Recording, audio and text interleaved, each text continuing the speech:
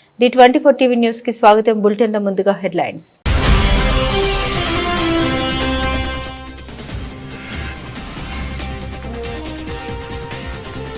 శాంతి చర్చలకు మొగ్గు చూపకపోతే సైనిక చర్య, ఉక్రెయిన్కు పుతిన్ హెచ్చరిక.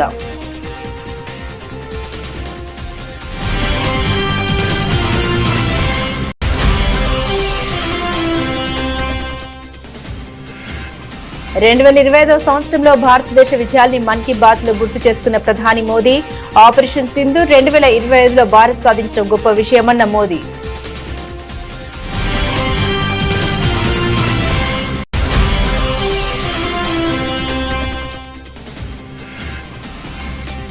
రాష్ట్రీయ బాల్ పురస్కార్ అవార్డు గ్రహీతలతో ముచ్చటించిన ప్రధాని మోదీ, వారి సామర్థ్యాల్ని నమ్మకంగా కొనసాగించామని ప్రోత్సహించిన ప్రధాని.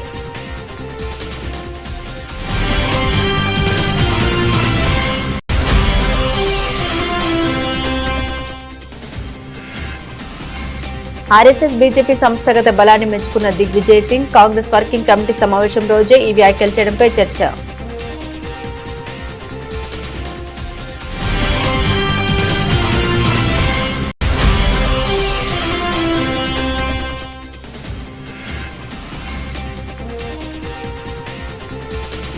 ఇస్రో మరో అద్భుత ప్రయోగం, లడఖ్లో హోప్ స్టేషన్ స్థాపించిన ఇస్రో.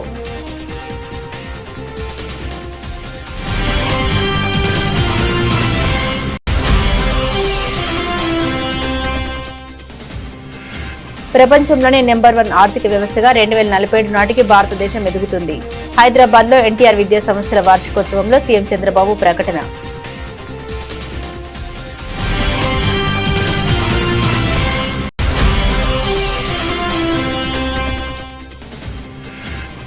నగరంలో ఆహార కల్తీకి పూర్తి స్థాయిలో అడ్డుకట్ట వేసేందుకు కార్యాచరణ రూపొందించాం, వెల్లడించిన హైదరాబాద్ సిపి సజ్జనార్.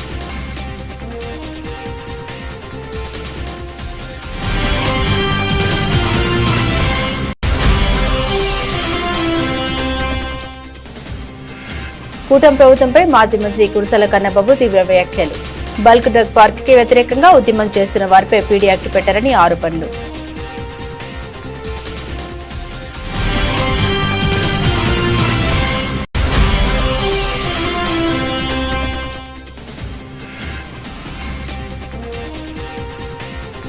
రేవంత్ రెడ్డి ప్రభుత్వంపై కవిత విమర్శలు. ప్రభుత్వం మారినా ఇంకా సర్వేలు జరుగుతున్నాయని విమర్శ.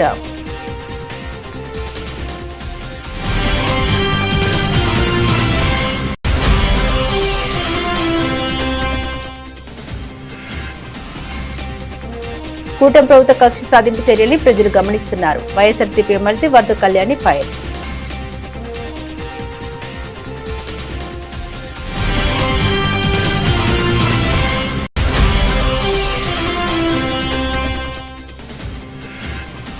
మూడేళ్ల తర్వాత అభిమానులతో మాట్లాడిన ప్రభాస్, సంక్రాంతి సినిమాలన్నీ బ్లాక్ బస్టర్ కావాలని అపాన్ ఇండియా స్టార్.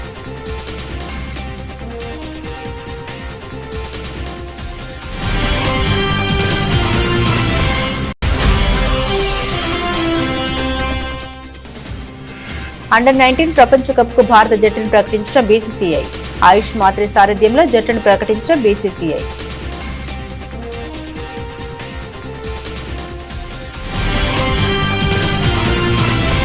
ఉక్రెయిన్తో కొనసాగుతున్న యుద్ధంపై రష్యా అధ్యక్షుడు వ్లాదిమిర్ పుతిన్ కీలక వ్యాఖ్యలు చేశారు. ఉక్రెయిన్ పాలకులకు శాంతియుత మార్గంలో వివాదాన్ని పరిష్కరించుకోవడం ఇష్టం లేదని విమర్శించారు. ఒకవేళ దౌత్యం విఫలమైతే ప్రత్యేక సైనిక చర్య తప్పదని, లక్ష్యాలన్నింటినీ బల ప్రయోగం ద్వారానే సాధిస్తామని హెచ్చరించారు. పుతిన్ ఈ వ్యాఖ్యలు చేస్తున్న సమయంలోనే రష్యా దళాలు ఉక్రెయిన్పై కనీవిని ఎరగని రీతిలో దాడులకు తెగబడ్డాయి. రాత్రంతా జరిగిన ఈ దాడుల్లో సుమారు 500 డ్రోన్లు, 40 క్షిపణుల్ని రష్యా ప్రయోగించింది. ఈ భీకర దాడిలో ఒకరు మృతి చెందగా 27 మంది గాయపడ్డారు. రష్యాకు యుద్ధం ఆపే ఉద్దేశం లేదనడానికి ఈ 10 గంటల విధ్వంసమే నిదర్శనమని ఉక్రెయిన్ అధ్యక్షుడు వ్లాదిమిర్ జెలెన్స్కీ ఆగ్రహాన్ని వ్యక్తం చేశారు. Мы видим, на Западе тоже появились умные люди, которые рекомендуют киевским властям принять достойные условия завершения конфликта и предоставляют хорошие базовые условия для обеспечения безопасности Украины на длительную историческую перспективу. Условия восстановления отношений с Российской Федерацией и восстановления экономики Украины. Но мы видим, что и сегодня, к сожалению, главари киевского режима не спешат решать этот конфликт мирными средствами. Я говорил об этом уже год назад, выступая в Министерстве иностранных дел. Но сегодня, судя по вашим докладам, судя по темпам, которые мы наблюдаем на линии боевого соприкосновения, наша заинтересованность в выводе украинских воинских формирований из занимаемых ими пока территорий фактически сводится к нулю. По разным совершенно соображениям.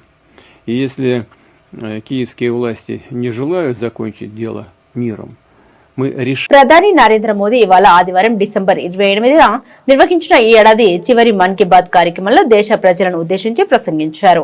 129వ మన్ కీ బాత్ లో 2025వ సంవత్సరంలో భారతదేశం సాధించిన విజయ క్షణాల్ని ప్రధాని గుర్తు చేసుకున్నారు. ముఖ్యంగా ఆపరేషన్ సింధూర్ను మారుతున్న భారత ఆవినిగా అభివర్ణించి సైనిక విజయాన్ని దేశవ్యాప్త దేశభక్తిని పెంచిన ఘటనగా ప్రధాని ప్రశంసించారు. ఈ ఏడాది భారత్ ఉగ్రవాదానికి వ్యతిరేకంగా చూపిన ధైర్యం, స్వదేశీ ఆయుధాలు, టెక్నాలజీ ఉపయోగం ద్వారా సాధించిన విజయాల్ని మోదీ ప్రశంసించారు.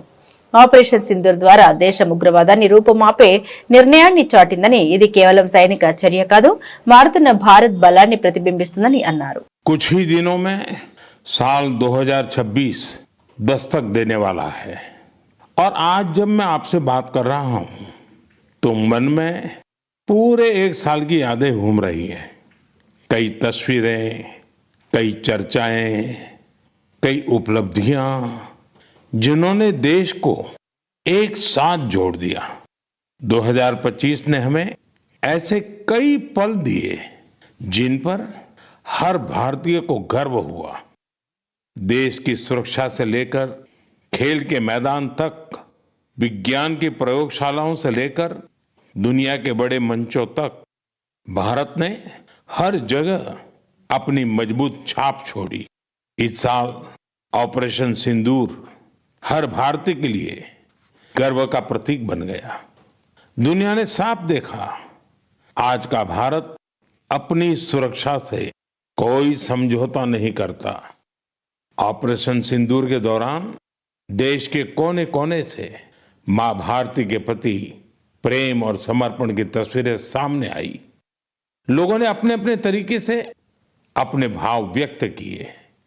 साथियों, यही जज्बा तब भी देखने को मिला जब वंदे मातरम के 150 वर्ष पूरे हुए.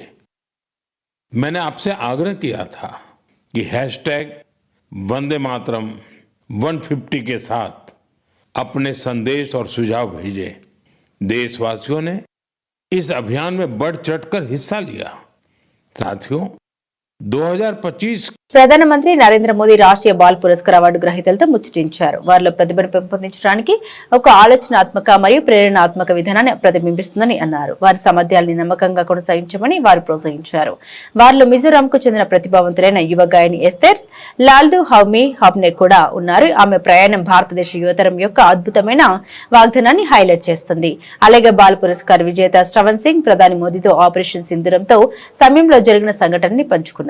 मैं फिरोजपुर का रहने वाला हूँ और हमारे उधर मिशन सिंदूर जब शुरू हुआ था, हमारे गांव में फौजी आए थे, मतलब वो हमारी रक्षा के लिए जब पाकिस्तान सूरत ड्रोन आ रहे थे और हमारी रक्षा के लिए आए थे. मैंने सोचा उनकी सेवा करते मैं उनके लिए दूध, चाय, लस्सी, बर्फ रोज लेके जाता था. यस. तो कितने दिन किया? ये जितने दिन हो रहे मैं लगातार उनके लिए लेके जाता था. तो फिर सब तुम्हें जानते होंगे?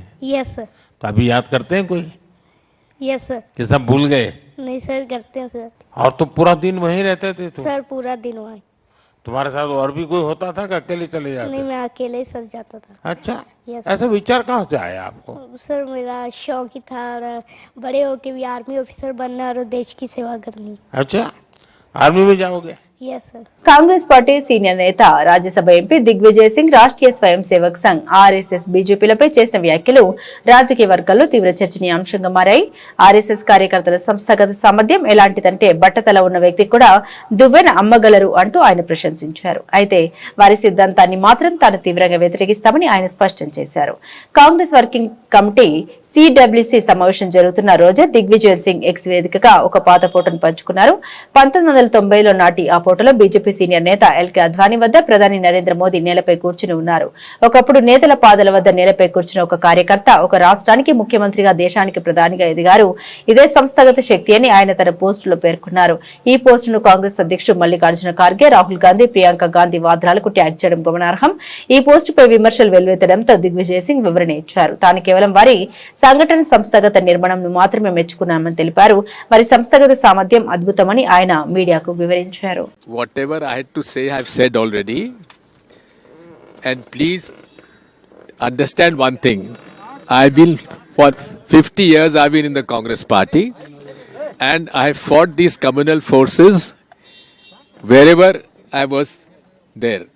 Whether in assembly or parliament or in the organization. చంద్రుడు మరియు అంగారక గ్రహం లాంటి పరిస్థితుల్ని అనుకరించడానికి ఇస్రో లడక్ లో హోప్ అంటే high altitude operational platform for exploration station స్థాపించింది. ఈ ప్రాంతం యొక్క తీవ్రమైన చలి, అధిక ఎత్తు, తక్కువ ఆక్సిజన్ మరియు బంజరు భూభాగం వ్యోమగామి సంసిద్ధత ఆవాసాలు, జీవిత మద్దతు వ్యవస్థలు మరియు అంతరిక్ష సాంకేతికతల్ని పరిరక్షించడానికి అనువైనవిగా చేస్తాయి. ఈ సౌకర్యం భారతదేశ మానవ అంతరిక్ష ప్రయాణానికి చంద్రునిపై మరియు భవిష్యత్ అంగారక గ్రహంపై కార్యకలాపాలకు మద్దతు ఇస్తుంది. దీర్ఘకాలిక మిషన్ సంసిద్ధతను బలోపేతం చేస్తుంది. ప్రపంచంలోనే నెంబర్ 1 ఆర్థిక వ్యవస్థగా 2047 నాటికి భారతదేశం ఎదుగుతుందని ముఖ్యమంత్రి చంద్రబాబు అన్నారు. తెలంగాణలోని రంగారెడ్డి జిల్లా మోయినాబాద్ మండలం హిమయత్ నగర్ లో శనివారం ఎన్టీఆర్ విద్యా సంస్థల వార్షికోత్సవాలకు ఆయన ముఖ్య అతిథిగా వేచేశారు. ఈ సందర్భంగా మాట్లాడారు. ప్రపంచంలోనే అత్యధికంగా యువత ఉన్నది భారత్ లోనే అన్నారు. 2047 సంవత్సరానికి వికసిత్ భారత్ గా తయారు చేసుకుందామని పిలుపునిచ్చారు. ఈ స్కూల్లో ఇప్పటికే చాలా 11 బ్యాచెస్ అయిన ఎస్ఎస్సి, సిబిఎస్ఈ 8 బ్యాచెస్ పూర్తి చేశారు. గండిపేట, కొన్ని రోజులు వరంగల్, చెల్లపల్లి కలిసి 2823 మంది చదివారు. గండిపేట నుంచి 2124 మంది చదివారు. 2015లో జూనియర్ కాలేజ్, ఇప్పటి వరకు 9 బ్యాచ్లు వచ్చాయి. 2016-17లో డిగ్రీ కాలేజ్ స్థాపించారు, 7 బ్యాచ్లు వచ్చాయి. ఇంకొక పక్కన మీరు ఒకసారి చూస్తే స్కాలర్షిప్లు ఇవ్వడం, engineering, medicine, veterinary కోర్సులకి, law set కి శిక్షణ ఇస్తున్నారు. ఇక్కడ చదివి శిక్షణ పొందిన 100 మందికి పైగా విద్యార్థులు నల్సార్, ఎన్ఎల్యు ఈ రెంటిల్లో చదువుతున్నారంటే నేను గర్వపడుతున్నా. నేషనల్ ప్రెస్టీజియస్ యూనివర్సిటీలో ఒక రోజున సగం మంది లాయర్లు ఇక్కడ చదువుకున్న తయారయ్యే పరిస్థితికి వస్తున్నారు. జడ్జెస్ కూడా ఇక్కడి నుంచి వచ్చే పరిస్థితికి వస్తున్నారు. దానికి గర్వపడుతున్నాను. ఎక్సెల్ సివిల్ అకాడమీ కూడా పెట్టి ట్రైనింగ్ ఇస్తున్నారు. ఇవన్నీ చూసినప్పుడు మాకెప్పుడు జ్ఞాపకం ఉంటుంది ఎన్టీ రామారావు గారు సమాజంలో సమానత్వం కోసం, విద్య, సామాజిక న్యాయం ఇవన్నిటి కోసం పోరాడిన వ్యక్తి. ఆహార కల్తీ అనేది సమాజానికి పెనుముప్పుగా మారిందని Hyderabad police commissioner VC Sajjanar అన్నారు. ఈ విషయమై ఆయన మాట్లాడారు. నగరంలో ఆహార కల్తీకి పూర్తి స్థాయిలో అడ్డుకట్ట వేసేందుకు కార్యాచరణ రూపొందించామని వెల్లడించారు. త్వరలోనే ఆహార కల్తీ నివారణ టీంలను ఏర్పాటు చేస్తున్నామని స్పష్టం చేశారు. ఇంకా ఈ ఫుడ్ అడల్టరేషన్ అనేది ఒక చాలా పెద్ద ముప్పు అయిపోయింది. ప్రతి దగ్గర కూడా ముప్పు అంటే ముప్పు. ఏది నిజము, ఏది డూప్లికేటు, ఏది మిక్స్డ్ ఉంది అనేది తెలుసలేదు. అడల్టరేటెడ్ ఎక్కువైంది. దానిపైన కూడా హైదరాబాద్ సిటీ పోలీసు కాన్సన్ట్రేట్ చేయడం జరుగుతుంది. వచ్చే రోజు ఒక యాంటీ ఫ్యాట్ టీమ్ అని చెప్పి యాంటీ ఫుడ్ అడల్టరేషన్ టీంని కూడా మనము ప్లాన్ చేయడం జరుగుతుంది. త్వరలోనే కూడా అది లాంచ్ చేస్తుంది. ఒక డీసీపీ స్థాయి అధికారిని పెట్టి ఫోకస్డ్గా ఈ మధ్యలో లాస్ట్ 5-6 ఇయర్స్లో ఏమేమి కేసు అయినావు, ఎట్లా అయినావు, ఎవరెవరు ఉన్నారు, ఎందుకంటే దానిలో కూడా కొంచెం కోఆర్డినేషన్ అవసరం ఉంది. ఫుడ్ సేఫ్టీ కమిషనర్స్తో కూడా, మా కమిషనర్తో కూడా మాట్లాడి వాళ్ళ దగ్గర కూడా టీమ్స్ ఉంటాం. మనము అందరు కలిసి ఈ యొక్క ఫుడ్ అడల్టరేషన్ పైన కూడా, ఎందుకంటే చాలా మంది ప్రజలు నాకు మెసేజ్ పంపుతున్నారు, లెటర్ రాస్తున్నారు, దీనిపైన కూడా ఫోకస్ చేయాలి సార్. ఈ మధ్యలో చాలా పెరిగింది. పాలు 1 లీటరు 150 రూపాయలు కూడా దొరుకుతుంది, 80 రూపాయలు కూడా దొరుకుతుంది. సో అందుకు ప్రజలు ఏది మంచిది, ఏది చెడ్డది అనేది అర్థమైతే లేదు. దీనిపైన కూడా మనం ఫోకస్ చేయాల్సిన అవసరం ఎంత ఉంది. సో యాంటీ ఫ్యాట్ టీమ్స్ కూడా మనము పెట్టడం జరుగుతుంది. ఇంకా capacity building, police welfare, that is the top priority. ఒక గొప్ప మార్పుకు ఇదే శ్రీకారం అని చెప్పి మన అందరు కూడా దాదాపు 20 తప్పులు పాపాలన్నీ చేసేది తెలుగుదేశం పార్టీని అని, చివరికి అమరావతి రైతులు కూడా మీరు చేసిన పాపాల వల్లే ప్రాణాలు కోల్పోతున్నారని మాజీ మంత్రి కురసాల కన్నబాబు తీవ్ర వ్యాఖ్యలు చేశారు. బల్క్ డ్రగ్ పార్క్ కి వ్యతిరేకంగా ఉద్యమం చేస్తున్న వారిపై పీడీ యాక్ట్ పెట్టారని ఆరోపించారు. దిక్కుతోచని స్థితిలో పడిపోయిన ప్రభుత్వం అడ్డగోలుగా ఎదురుదాడి చేస్తుందని విమర్శించారు. ఊరూరా వాడవాడలా ప్రజలు స్వచ్ఛందంగా ముందుకు వచ్చి చంద్రబాబు చేస్తున్న మెడికల్ కాలేజీల ప్రైవేటీకరణ నిర్ణయానికి వ్యతిరేకంగా నిలబడేసరికి ఈ ప్రభుత్వానికి ఊపిరి సలపనట్టు అయిందని అన్నారు. మరోపక్క జగన్ గారి జన్మదిన వేడుకలు ఘనంగా జరగడం కూడా చంద్రబాబుకు కంటకింపుగా మారిందని పేర్కొన్నారు. బాలకృష్ణ చంద్రబాబు ఫ్లెక్సీల ముందు పొట్టేళ్ల బలి తప్పు కాదు, కానీ జగన్ గారి పుట్టినరోజు సందర్భంగా అభిమానులు పొట్టేళ్లను కోస్తే తప్పు అవుతుందని ప్రశ్నించారు. ఎంత దుర్మార్గంగా ఉందంటే, తప్పులన్నీ మీరు చేస్తారు, పాపాలన్నీ మీరు చేస్తారు. చివరికి అమరావతిలో రైతులు కూడా మీరు చేసిన పాపానికే ఇవాళ గుండెలా అవిసేలాగా రోధించి కుప్పగొలిపే పరిస్థితి వచ్చింది. అయినా సరే ఇవేవి కప్పిపుచ్చరంగా వీటన్నిటినీ ఇవేవి బయటకు రాకూడదని తిరిగి వైఎస్ఆర్ పార్టీని ఒక విలన్ లాగా చూపించే ఒక పెద్ద కార్యక్రమాన్ని మీరు టేకప్ చేశారు. మీ నియోజకవర్గంలో బల్క్ డ్రగ్ పార్కుకు సంబంధించి ఒక ఉద్యమం జరుగుతుంటే ఆ ఉద్యమానికి నాయకత్వం వహిస్తున్న అప్పలరాజు అనే ఒక కమ్యూనిస్టు నాయకుడిని పీడీ యాక్ట్ పెట్టి అరెస్ట్ చేశారు. ఇది పరాకాష్ట.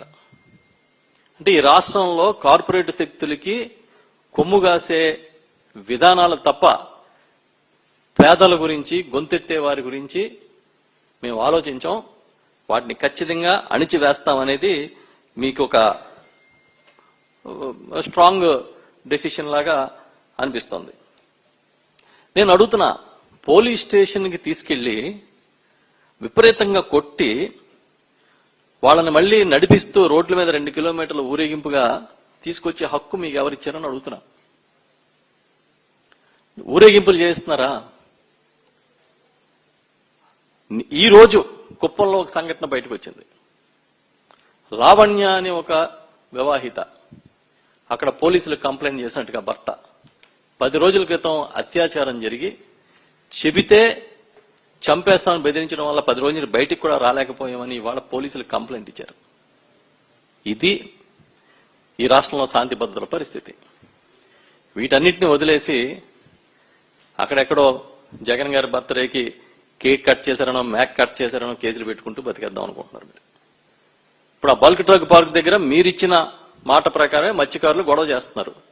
ఎన్నికల ముందు అనిత గారు వెళ్ళి ఇక్కడ కానీ ఈ పార్క్ వస్తే కిడ్నీలు పోతాయి, గుండె పోద్ది, లివర్ పోతుంది, పిల్లలు పుట్టరు, పుట్టిన అష్టావక్ర పుడతారని చెప్పారు. అందుకనే మేము ఇవాళ వద్దంటున్నామని ఆ మత్స్యకారులే చెప్తున్నారు మేమందరం వెళ్తే. తెలంగాణ రాష్ట్రంలో ప్రభుత్వం మారిన డిఎండి ప్రాజెక్టుకు సంబంధించి ఇంకా సర్వేలు జరుగుతున్నాయని తెలంగాణ జాగృతి అధ్యక్షురాలు కల్వకుంట్ల కవిత విమర్శించారు. నాగర్ కర్నూలు జిల్లాలో జనం బాట కార్యక్రమంలో ఆమె మాట్లాడుతూ ముఖ్యమంత్రి రేవంత్ రెడ్డిది డైవర్షన్, కరప్షన్ పాలన అని ఆరోపించారు. మెడికల్ కళాశాల కోసం 40 ఎకరాల భూమిని దళితుల నుండి బలవంతంగా లాక్కున్నారని ఆమె ఆరోపించారు. కాంగ్రెస్ పాలనలో కాంట్రాక్టర్లకు అడ్వాన్స్డ్ కల్చర్ ని ముఖ్యమంత్రి రేవంత్ రెడ్డి తీసుకొచ్చారని ఆమె అన్నారు. దుందుబి నదిలో బీఆర్ఎస్ కాంగ్రెస్ నేతలు పోటాపోటీగా ఇసుక దోపిడీ చేస్తున్నారని ఆరోపించారు. అందరికీ నమస్కారం. మన ఉమ్మడి మహబూబ్ నగర్ జిల్లాకు కృష్ణా జలాలను తరలించడానికి పెద్ద ఎత్తున తలపెట్టినటువంటి మరి Palamuru Rangareddy lift irrigation scheme, దాని పక్కనే కల్వకుర్తి లిఫ్ట్ ఇరిగేషన్ స్కీమ్ ఉంటాయి. ఆ రెండు కూడా పరిశీలించడానికి రావడం జరిగింది. పాలమూరు రంగారెడ్డికి మొట్టమొదటి పంప్ హౌస్ అయినటువంటి ఏలూరు పంప్ హౌస్ కూడా చాలా దగ్గరలో, కంటికి కనపడేంత దూరంలో ఉంటుంది. ఆ Eluru pump house original design ప్రకారం ఒక 500 మీటర్స్ అప్రోచ్ ఛానల్ ఉండి మన 50 మీటర్స్ వెడుతుతో ఉండేటటువంటి దాన్ని కుదించి 20 మీటర్స్ విడితే అప్రోచ్ కెనాల్ చేసి దాన్ని కూడా లెంత్ కూడా తగ్గించడం జరిగింది. అంతేకాకుండా ఎప్పుడైతే 794 టీఎంసీ ఫ్లడ్ లెవెల్ వరకు శ్రీశైలంలో వాటర్ ఉంటాయో అప్పుడు తీసుకునేటటువంటి అవకాశం ఉన్నటువంటి ఫస్ట్ డ్రాయింగ్ పాయింట్ని పెంచి 824 ఎత్తు వరకు తీసుకెళ్లడం జరిగింది. అంటే 30 అడుగుల ఎత్తు నుంచి నీళ్లు తీసుకునేటట్టుగా దీన్ని మొత్తం మార్పిడి చేయడం జరిగింది. అది అంతకుముందు ఓపెన్ ఎండ్ పంప్ హౌస్ ఉండే, దాన్ని కంప్లీట్గా under ground close ended pump house చేసిండ్రు. ఇవన్నీ చేస్తుంటే మరి ఎవరన్నా ప్రైస్ తగ్గుతుందేమో, ఎక్కువ నీళ్లు తీసుకోవచ్చేమో అనుకుంటారు. కాకపోతే శ్రీశైలంలో ఎత్తు పెంచడం ద్వారా మనకు నీళ్లు ఫుల్ ఉంటేనే తీసుకునేటటువంటి పరిస్థితి ఒకటి ఉంటుంది. 2 అప్రోచ్ ఛానల్ విడుతు తగ్గించి దాన్ని కుదించడంతో తక్కువ నీళ్ళు వచ్చేటటువంటి ఆస్కారం ఉంటుంది. మరి ఇవన్నీ జరిగినప్పుడు మొదలు 3,224 కోట్ల రూపాయల వ్యయంతో ప్రారంభమైనటువంటిది దాని ఎస్టిమేట్స్ పెంచి 4,600 కోట్ల పైచిలకు కూడా ఆ ఎస్టిమేట్స్ పెంచడం జరిగింది. అంటే అంత పెద్ద ఎత్తున డబ్బు పెరిగింది, నీళ్ళ డ్రాయింగ్ కెపాసిటీ తగ్గింది. అది కూడా శ్రీశైలంలో తక్కువ నీళ్లు ఉన్నప్పుడు తీసుకునే పరిస్థితి లేకుండా కేవలం 824 మీటర్స్ హైట్ ఉన్నప్పుడు తీసుకునే పరిస్థితి ఉంటుంది. దీని అంతటి వల్ల ఏం జరుగుతుందంటే కృష్ణా నదిని ఎఫెక్టివ్గా మనం పాలమూరుకి ఇయర్ లాంగ్ సంవత్సరం పొడుగుతా వాడుకునేటటువంటి పరిస్థితి ఉండదు అన్నది స్పష్టంగా అర్థమవుతుంది. మరి ఎందుకోసం ఈ మార్పు జరిగింది, ఎవరి కోసం ఈ మార్పు జరిగిందన్నది స్పష్టంగా తెలియాలి. ఒకటి, దీన్ని ఓపెన్ ఎండెడ్ ఏదైతే ఫస్ట్ డ్రాయింగ్ పాయింట్ ఉంటుందో దాన్ని క్లోజ్ ఎండింగ్ వైఎస్ఆర్సీపీ అధినేత మాజీ ముఖ్యమంత్రి శ్రీ వైఎస్ జగన్మోహన్ రెడ్డి గారి పుట్టినరోజు వేడుకలు రాష్ట్ర వ్యాప్తంగా ప్రజలు, పార్టీ శ్రేణులు పండుగలు జరుపుకున్నారని, ఆయనకు వచ్చిన ప్రజాదరణ చూసి కుటుంబ నేతలు కడుపు మంటతో రగిలిపోతున్నారని వైఎస్ఆర్సీపీ మహిళా విభాగ రాష్ట్ర అధ్యక్షురాలు వర్దు కళ్యాణి మండిపడ్డారు. మళ్లీ వైఎస్ఆర్సీపీ ప్రభుత్వం అధికారంలోకి వస్తుందనే భయంతో మా పార్టీ కార్యకర్తలపై అక్రమ కేసులు పెడుతున్నారని ఆమె ఆగ్రహం వ్యక్తం చేశారు. హోంమంత్రి అనిత గారు ఈరోజు ఇష్టం వచ్చినట్టుగా మాట్లాడారు. మా పార్టీ కార్యకర్తల మీద అక్రమ కేసులు పెడతానంటూ చాలా డైలాగ్స్ చెప్పడం జరిగింది. ఈ విషయంలో నాకు ఒకటే అర్థమవుతుంది. గత కొద్ది రోజులుగా మొన్న 21వ తేదీన మా అధ్యక్షులైన జగన్మోహన్ రెడ్డి గారి బర్త్డే వేడుకలు చాలా ఘనంగా ఈ రాష్ట్రంలో జరిగాయి. మా పార్టీ నాయకులు, కార్యకర్తలు, ప్రజలు జగనన్న బర్త్డేని తన ఇంట్లో బిడ్డ పుట్టినరోజు వేడుకలు ఎలా జరుపుకుంటారో అంత ఘనంగా ప్రతి నియోజకవర్గంలో, ప్రతి మండలంలో, ప్రతి గ్రామంలో కూడా చేసుకోవడం జరిగింది. ఆ సంబరాలను చూసి ఈ తెలుగుదేశం పార్టీ నాయకులకి కడుపులో మంట. అసలు దాన్ని చూసి తట్టుకోలేక ఆ రోజు నుంచి ముఖ్యమంత్రి చంద్రబాబు నాయుడు గారు, డీజీపీ గారు, అలాగే ఇంటెలిజెన్స్ చీఫ్, అలాగే హోమ్ మినిస్టర్ గారు వీళ్ళందరూ కూర్చొని రివ్యూలు చేయడమే పని. ఏ విధంగా వైఎస్ఆర్ కాంగ్రెస్ పార్టీ కార్యకర్తల మీద అక్రమ కేసులు పెట్టాలి అనేసి.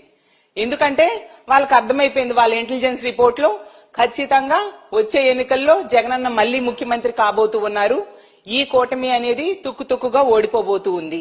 దాంతో దానిని తట్టుకోలేక ఈ విధంగా వీళ్ళు ప్రవర్తించడమే కాకుండా హోమ్ మినిస్టర్ గారు తన అక్కసిని ఎంత దారుణంగా వెలగక్కున్నారో మనందరము చూసాం. జగనన్న బర్త్డే ఫంక్షన్ లో కార్యకర్తలు కొన్ని దగ్గరలో జంతు బలులు ఇచ్చారని చెప్పి ఆవిడ చెప్పారు. ఒక్కొక్కరు ఒక్కొక్క విధంగా తమ అభిమానాన్ని తమ నాయకుడి మీద చూపించుకుంటారు. అందులో తప్పేముంది? అలా అయితే బాలకృష్ణ గారి సినిమా రిలీజ్ అప్పుడు జంతు బలులు ఇవ్వలేదా? మరి అప్పుడు ఎందుకు మీరు మాట్లాడలేదు హోంమంత్రి గారు నేను అడుగుతూ ఉన్నాను. అలాగే పవన్ కళ్యాణ్ గారి సినిమా రిలీజ్ ఫంక్షన్ లో మనం చూసాం, థియేటర్ నే కాల్చేశారు అతని అభిమానులు. మరి అప్పుడు ఎందుకు మీరు మాట్లాడలేదు? అలాగే ఓజీ సినిమా రిలీజ్ అప్పుడు కత్తులు చూపించారు కదా, అప్పుడు మీరెందుకు మాట్లాడలేదు? అంటే మీకు ఒక న్యాయం, మాకొక న్యాయం. పాన్ ఇండియా స్టార్ ప్రభాస్ చాలా కాలం తర్వాత తన అభిమానులను ఉద్దేశించి మాట్లాడారు. ఆయన కథానాయకుడిగా మారుతి దర్శకత్వంలో తెరకెక్కుతున్న ది రాజ్యసభ చిత్రం ప్రీ రిలీజ్ ఈవెంట్ శనివారం హైదరాబాద్ లో హఠాహసంగా జరిగింది. ఈ కార్యక్రమానికి హాజరైన ప్రభాస్ దాదాపు 3 ఏళ్ల విరామం తర్వాత మైక్ పట్టుకుని తన అభిమానుల్ని డార్లింగ్స్ ఎలా ఉన్నారు అంటూ పలకరించారు.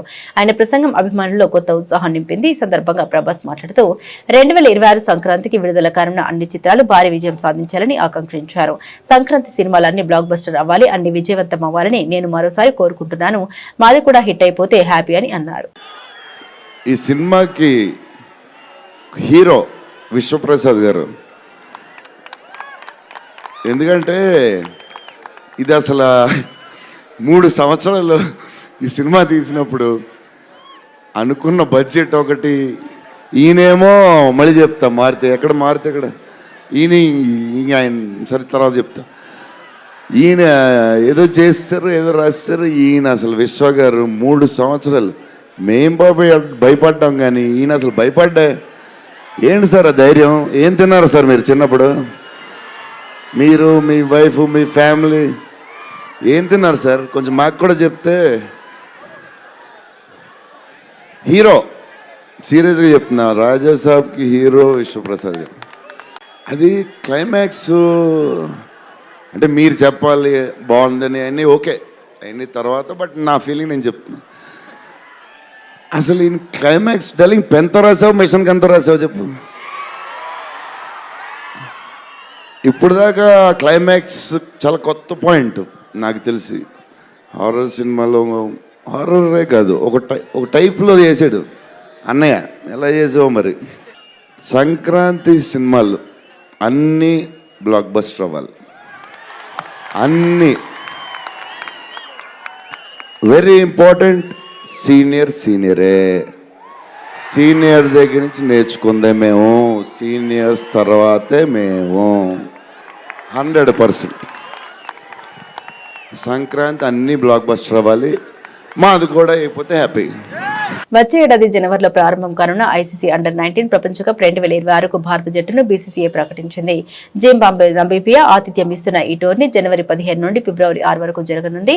ముంబై ఓపెనర్ ఆయుష్ మాత్రే సారథ్యంలో జట్టును ప్రకటించింది. విహాన్ మల్హోత్రాను వైస్ కెప్టెన్ గా నియమించింది. ఈ జట్టులో 14 ఏళ్ల బ్యాటింగ్ సంచలనం వైభవ్ సూర్యవంశీకి చోటు దక్కింది. ఈ సిరీస్ కోసం 15 మంది సభ్యులతో కూడిన జట్టును ప్రకటించింది. Ayush Mhatre, Vihaan Malhotra vice captain, Vaibhav Suryavanshi, Aaron George, Vedant Trivedi, Abhigyan Kundu, Harvansh Singh wicket keeper, Ambrish, Kanishk Chouhan, Khilan Patel, Mohammed Enaan, Henil Patel, Deepesh, Kishan Kumar, Uddhav Mohan. ఇదే యువ జట్టు వరల్డ్ కప్ కు ముందు జనవరి 3, 5, 7 తేదీల్లో దక్షిణాఫ్రికాతో 3 వన్డేల సిరీస్ ఆడనుంది.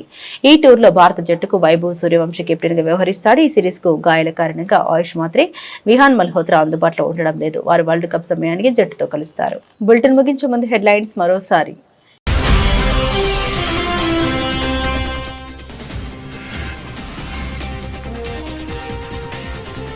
శాంతి చర్చలకు మొగ్గు చూపకపోతే సైనిక చర్య, ఉక్రెయిన్కు పుతిన్ హెచ్చరిక.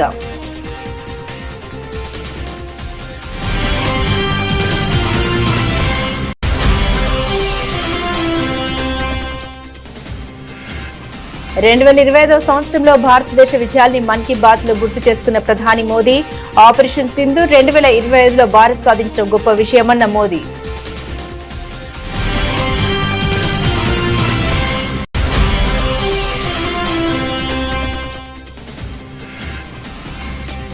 రాష్ట్రీయ బాల్ పురస్కార్ అవార్డు గ్రహీతలతో ముచ్చటించిన ప్రధాని మోదీ. వారి సామర్థ్యాల్ని నమ్మకంగా కొనసాగించామని ప్రోత్సహించిన ప్రధాని.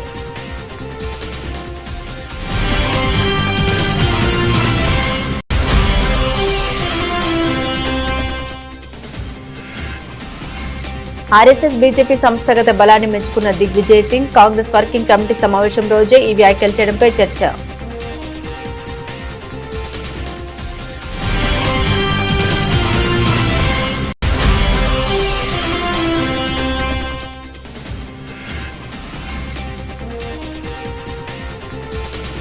ఇస్రో మరో అద్భుత ప్రయోగం. లడఖ్లో హోప్ స్టేషన్ స్థాపించిన ఇస్రో.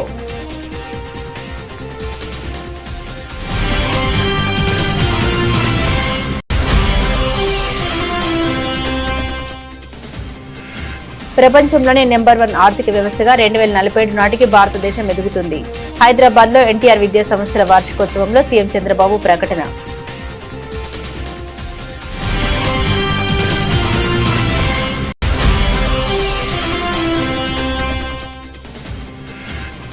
నగరంలో ఆహార కల్తీకి పూర్తి స్థాయిలో అడ్డుకట్ట వేసేందుకు కార్యాచరణ రూపొందించాం, వెల్లడించిన హైదరాబాద్ సిపి సజ్జనార్.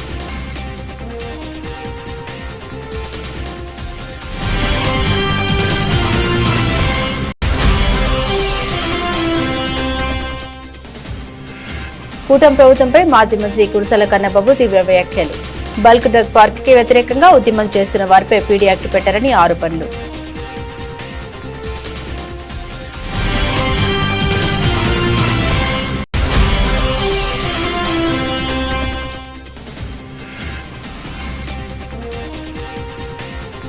రేవంత్ రెడ్డి ప్రభుత్వంపై కవిత విమర్శలు. ప్రభుత్వం మారినా ఇంకా సర్వేలు జరుగుతున్నాయని విమర్శ.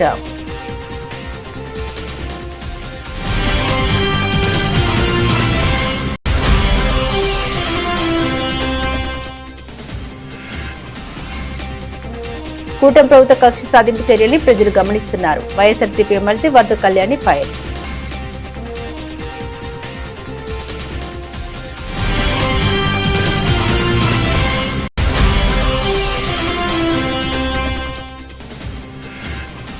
మూడేళ్ల తర్వాత అభిమానులతో మాట్లాడిన ప్రభాస్. సంక్రాంతి సినిమాలన్నీ బ్లాక్ బస్టర్ కావాలని అపాన్ ఇండియా స్టార్.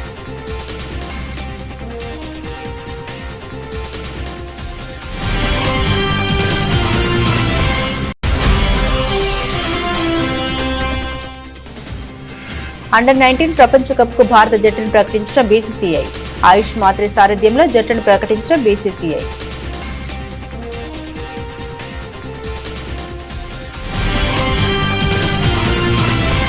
ఇవి బులెటిన్లోని విశేషాలు. తిరిగి మరో బులెటిన్తో మళ్ళీ కలుసుకుందాం. అంతవరకు సెలవు. నమస్కారం.